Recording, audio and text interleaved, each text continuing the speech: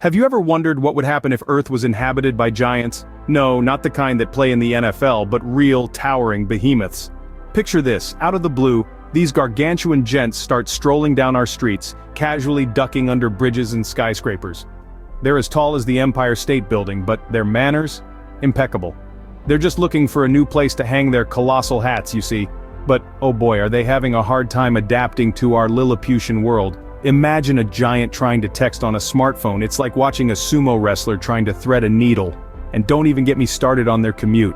A subway train might as well be a sardine can to them. They're squishing and squeezing, and let's just say it's not a pretty sight. So the giants are here and they're having a hard time adjusting, just like when you try to use your grandparents' VCR. Now, while the giants are trying to cope with our Lilliputian world, we have our own set of challenges to tackle. And no, I'm not talking about creating a giant-sized Starbucks latte. Imagine this. You're enjoying a lovely day at the park when suddenly, a gust of wind sends you tumbling head over heels. Was it a tornado? An alien invasion? Nope, just a giant letting out a casual sneeze. Now that's what I call a bless you moment. And let's not forget the potential for a brand new swimming pool every time a giant misplaces their step. Forget earthquakes and sinkholes, we're talking about a whole new level of groundbreaking, literally. But let's wipe that smirk off our faces and get serious for a moment.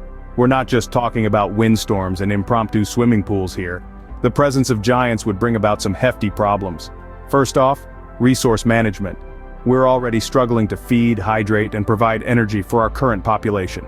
Imagine having to do the same for beings that tower over the tallest skyscrapers. Suddenly our planet's resources seem like a drop in the bucket. And then there's the issue of infrastructure. Our cities, roads, bridges, they're all designed for human-sized inhabitants. We'd have to rethink our entire architectural approach to accommodate our colossal friends. Can you imagine a giant trying to fit into your average two-bedroom apartment? Talk about a tight squeeze. Also, let's not forget about the environmental impact.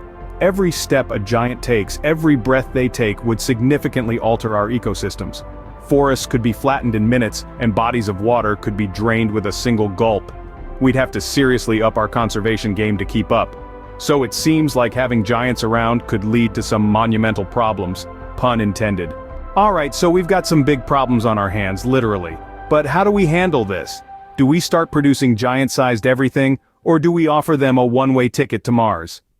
Now, if we're going to survive in a world filled with giant folks, we're going to need some serious adaptability.